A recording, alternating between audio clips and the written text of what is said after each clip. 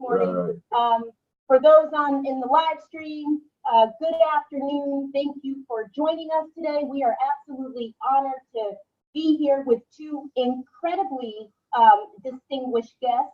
These are two of what will be the three inaugural NEH Africana Studies Fellows in Residence. So welcome again to Lehigh University. Thank you so much for being with us. And for those that don't know, I'm Monica Miller. I am faculty here at Lehigh University in Religion and Africana Studies. I'm also the Director of Women, Gender, and Sexuality Studies. And I have the wonderful privilege and honor of being the principal investigator on the NEH Africana Studies Challenge Grant. So here we begin the second day of what is a 9-day expo. And on this day, we have the opening of the first of what will be a series of events with Act Like You Know, the opening night. So shout out again to Act Like You Know, to the alums, 10 years of hip hop at Lehigh University. And so today we are joined by two incredibly, I have the chills thinking that you both are still here sitting in front of me at Lehigh University.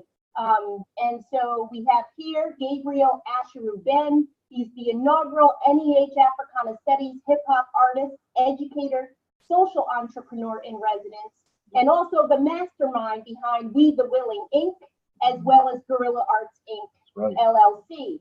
And here we have the iconic Jabari X Factor Exum, inaugural NEH Africana Studies hip hop theater artist, MC, and musician in residence, as well as the tribal dance and movement coach for Black Panther, y'all. Can we say that again?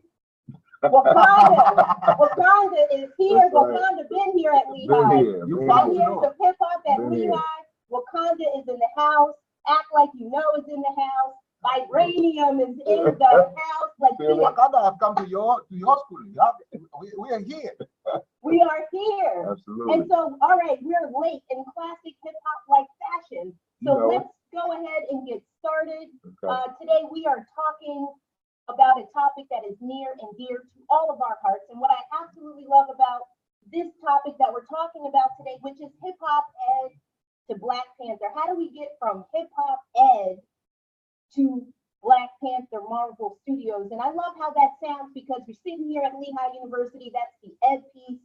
The hip hop piece is, we already know what that is. That is always and forever. But the hip hop and the ed weren't supposed to go together, right? They weren't. And here we're looking at the mastermind, the choreographer, the movement director for Black Panther.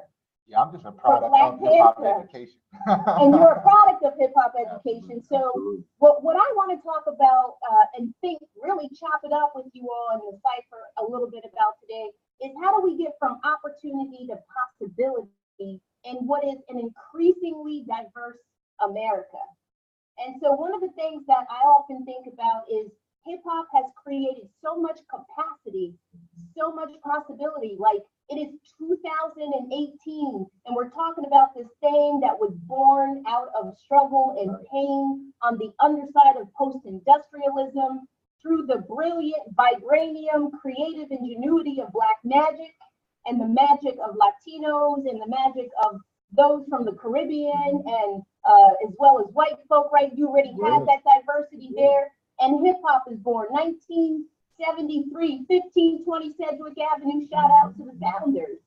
And so what I want to begin thinking with you about, Asheru, is, you know, because I feel like starting here and moving to Black Panther tells this story of opportunity to possibility. You know, what is hip hop ed? When I think of, you know, all of the foundational elements that we have here right in these university walls, and yet these institutions, right, don't necessarily look hip hop. They're becoming hip hop, right? Shout out to Lehigh University, 10 years of hip hop here at Lehigh University. Africana Studies, you know, theater making that piece happen. You know, how do we get hip hop ed? These things that weren't designed to go with each other, but hip hop that has so much science. Jabari, you were breaking that down yesterday beautifully. You know, the physics part and the chemistry part and the metaphysical part. It's got a knowledge system and epistemology wrapped up in that. Tell us us a little bit about what you do and how do we get to this formalization that we call hip hop ed?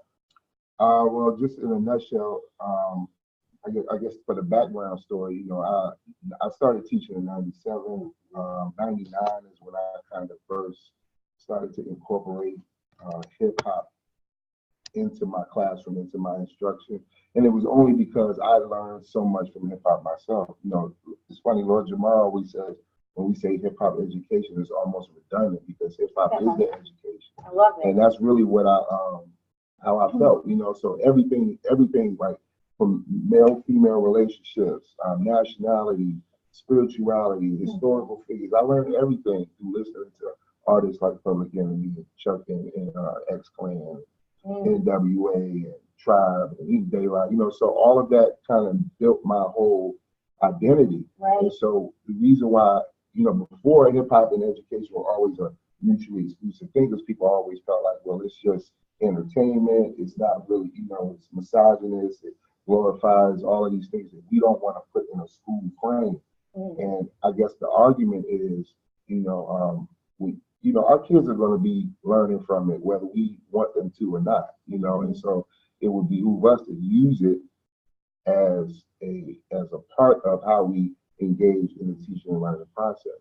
So hip hop education is really, you know, all of the best qualities of what we want in education, you know, communication, critical thinking, creative problem solving, collaboration, all of that is already built in to hip hop culture. So being a participant of hip hop culture, being somebody that's been raised in it, you know, that's my cultural identity. Right. So when I go in as a teacher, I'm going in informed as a hip hop person who is teaching. So similar to how you do on a professor level, you know. Right. So when I met Jabari, you know, we were working through poetry, through slam poetry, which is, you know, basically a close cousin, brother, sibling of hip hop music, you know. So it's all tied together. So I think that's been the secret sauce to really my whole 20-year run, is being able to engage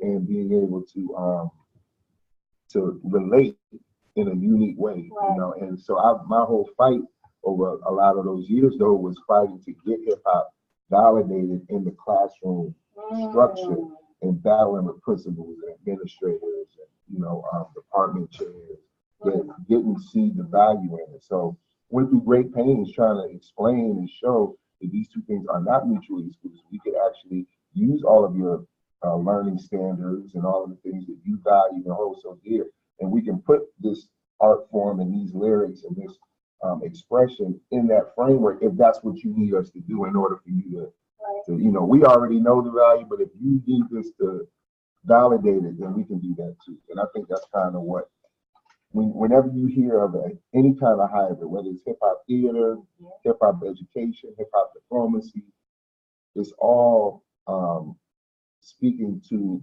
the ethics of hip hop and the spirit, the pathos really of hip hop, and how you incorporate that into a framework that's already existed on its own without it.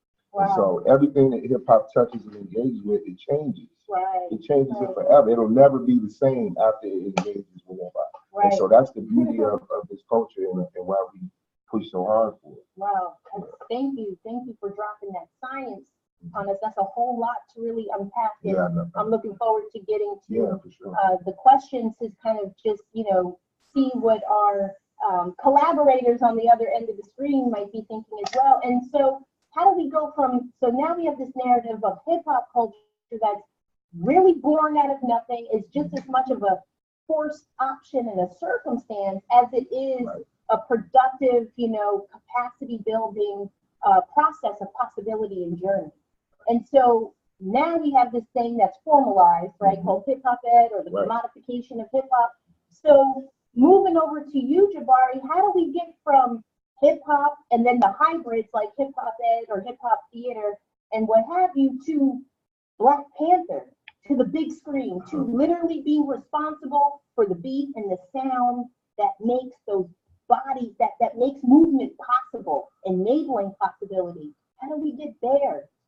Well, I mean, honestly, That's a huge thing, because when I didn't well, first of all, I didn't do music for the movie, but I was responsible for how everybody looked responding to the music. So choreographing movement. I'm a movement coach. I did, and my background is also in West African music. So, my experience with hip hop theater has been something where I've been able to incorporate all of that knowledge into the theater, into the stage, and to do it in a setting that makes to do it in a hip hop setting, basically doing theater in a hip hop setting, or doing hip hop in a theater setting, but literally using both of those worlds. The easy answer is that the relationships, honestly, I mean, I met the people who I've been working with, the people who brought me into the Black Panther, namely Chadwick Boseman, through hip hop theater since I was a teenager. So because we embarked into hip hop theater at the same time, and it exploded the way, it exploded our minds into, honestly, it exploded our minds into studying the things that are at the core of Black Panther. So everything that is the cosmology behind the Black Panther paradigm, the Wakanda paradigm, which is basically old African traditions. There's a lot of Kemetic science in there. There's a lot of, quote unquote Eastern science in there, but it's really all coming from Kemetic culture in Africa. And, but all those philosophies are unified and they're saying the same things. But we discovered that stuff through unpacking hip hop theater, because the science of the theater is what, and the science of acting and getting story across is what opens our minds up to those cultural narratives and to those cultural spiritual philosophies, which are also the driving force behind Wakanda. So I didn't even know that answer was going to come. Wow. I love that, though, the science of having the mind open up, like, I hear people talk about that in different ways according to different kinds of cosmologies and spirituality. They might say, what does it mean to open up the pineal gland? Or what does it mean to honestly, open up the third eye? And with teaching, a lot of the stuff that I when I work with teachers, I'm telling them, we're not here to like try to save these kids, all of our kids. We're here to turn the light on. You know what I mean? Right. And let them save themselves. But you got to turn the light on is the point. And I think we get caught up trying to like be the savior for everybody and everything. And that's virtually impossible. Right. So what you can do though is I can take you to the water. We would know what happens to saviors in a traditional religious entity crucified. Correct. So we can't, and I think, but it's easy to fall into that, especially when you're teaching in urban areas, because you see all that disparity, you see that poverty. You want to be a savior. It's just part of how you're going to respond, but you have to, after you get slapped in the face a couple of times, not physically, but just by the circumstances, you realize that, okay, let me fall back. My goal is to tap in, give them as much access and exposure as possible, and then let them turn on their own light. And I can just help foster and be a vessel for it, but you can't grab them all and save them. You know what I mean? And what is that narrative for you, Jabari? So if I'm thinking about Black Panther, and I agree with you, Asheru, I think that's exactly right. I think that's one of the hardest things for my students to wrap their heads around. I, as a professor, am not here to get you to believe in this or disbelieve in this.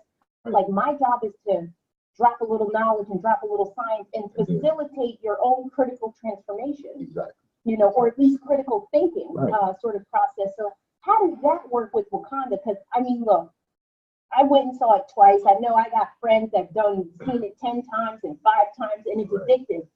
I'm not a movie person, and you can't help but to sit there and I'm not a spiritual person, but I would use that. There's something that happens there. It's alchemical.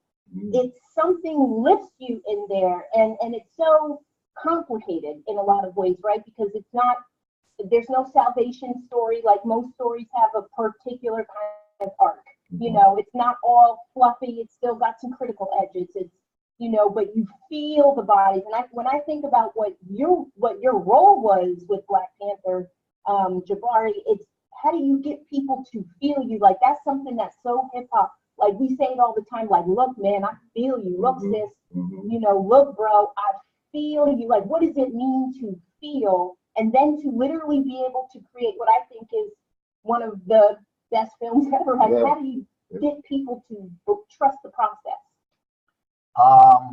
That's a big question. I know That we're wasn't running out of my time. job If to you have do. any questions out there, let's please.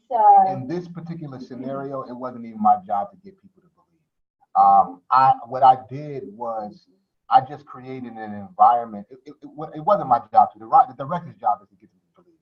So I was coming in, but what ended up happening is that just like with hip hop theater, what we do is we create an environment that's so dramatic that takes you so far into the imagination of what could be. You land on what you can do. Right. Because if I just tell you what you can do, it might feel like a stretch. But if I tell you all the possibilities and I really stretch your imagination, like what if there was an African culture that never been colonized? What would hip hop sound like had it never got a record deal? That's what kind of. I love that question.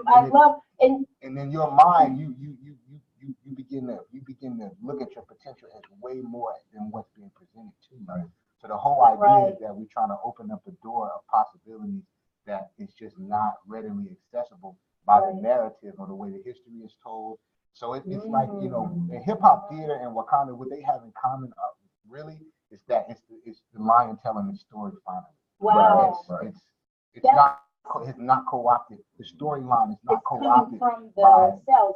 So we have a question here coming through the. Oh, you got a question? Yes, and income can look many forms of capital, right? Can be represented in a whole lot of different ways, whether it's finding your voice and telling your story. That's deep. We gotta chop it up about that. So we got a question here. So Asheru, what was your path to becoming an educator of hip hop? And then really for the both of you to think about, like, what do you think Lehigh University, in particular, but really universities more generally, but you've been here at Lehigh a few days.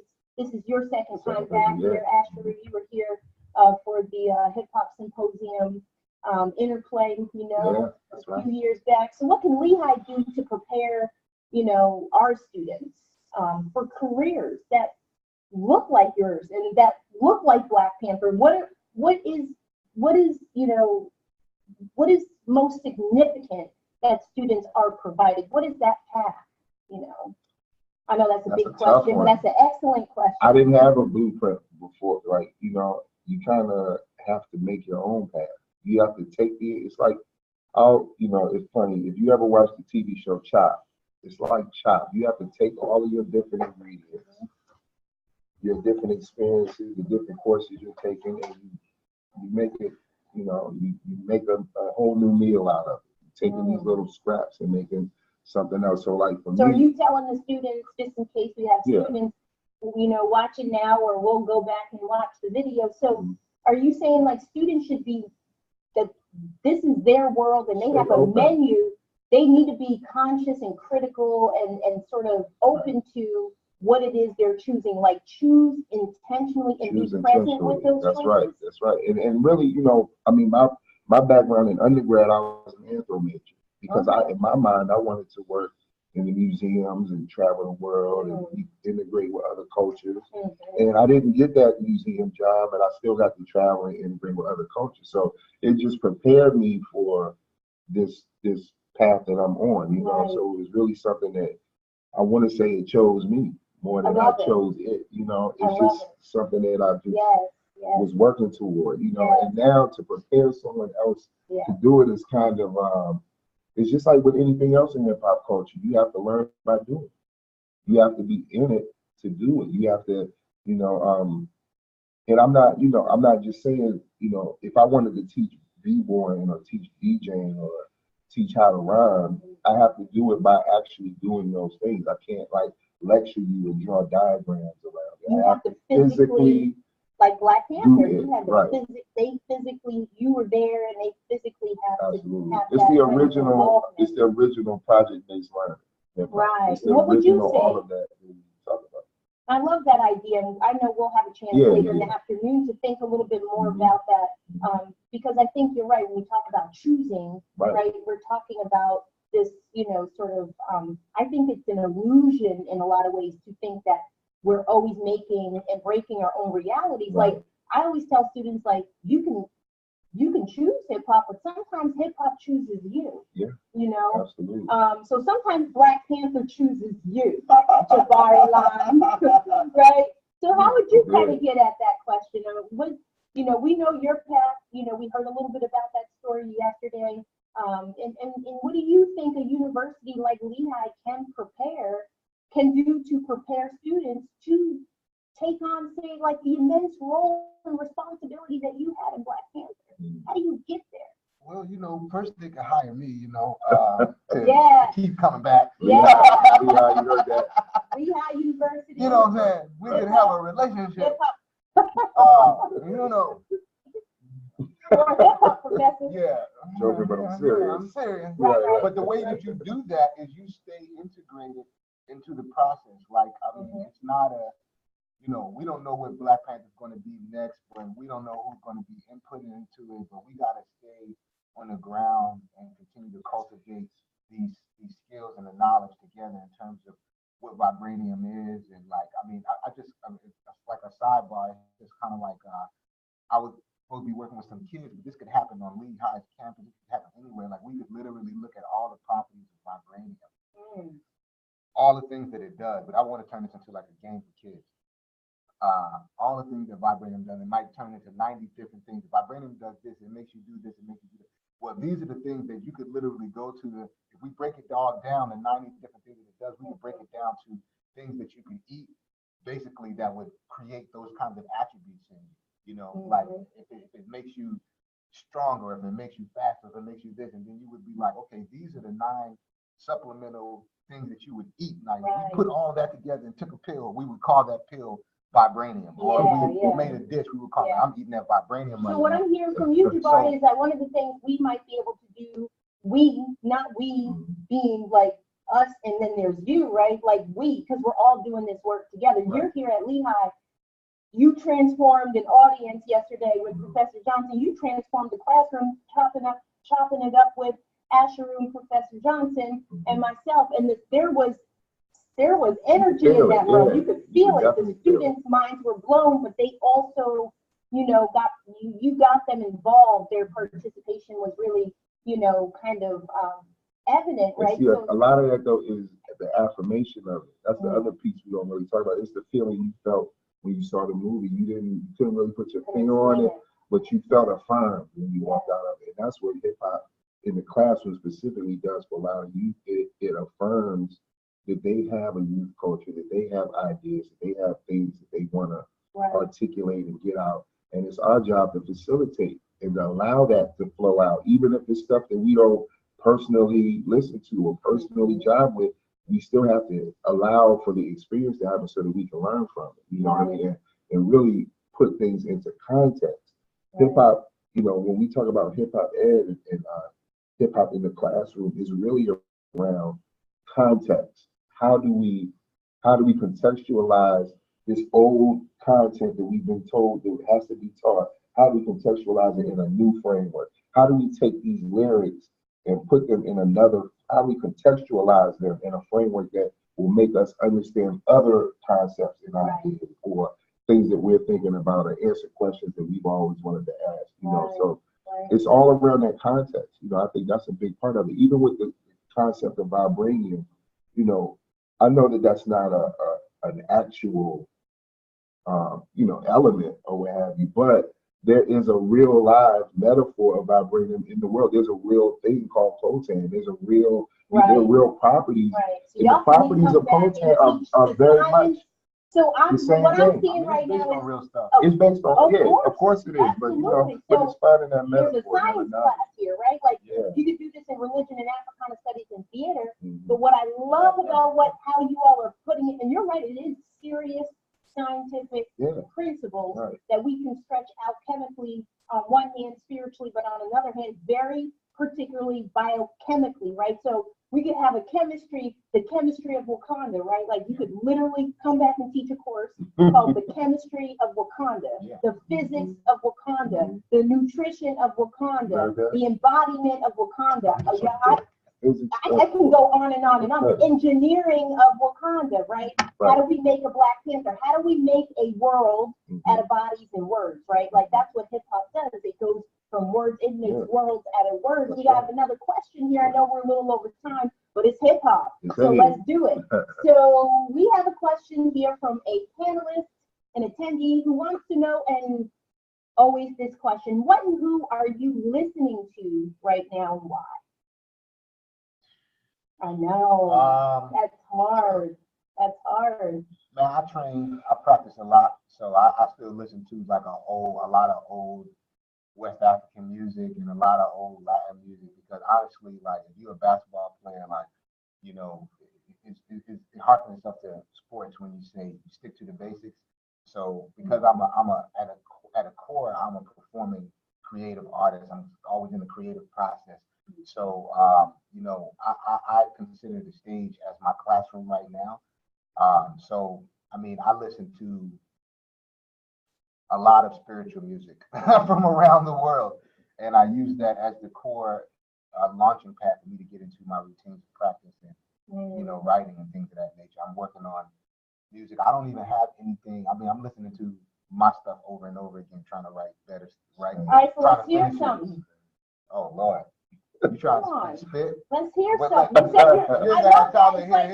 like when Kanye says, like, Kanye, I'm Kanye. It's like got this autoimmunity to it. I absolutely love it. No, but let's hear something. Are you listening? The seasons are changing, things are rearranging. I deserve pure love in everything that I'm claiming, especially my bones, especially my blood, especially my tongue. As I speak no grudge and I hold no bags, I walk with empty hands. I close my eyes, I practice the sitting dance. I board the ground ship, the magical township, imagination boundless, creative and countless. At the edge of sanity, this naked profanity, at the cutting edge of norm while avoiding the storm. I find a person invisible to touch, like footprints in the sand, like my life is in the clutch. When you follow your soul and practice and hold, you'll create a craft, the car won't crash. You'll pick up the task and focus your mind there. It is your nature and birthright you'll find there. That's like half of a verse. Wow.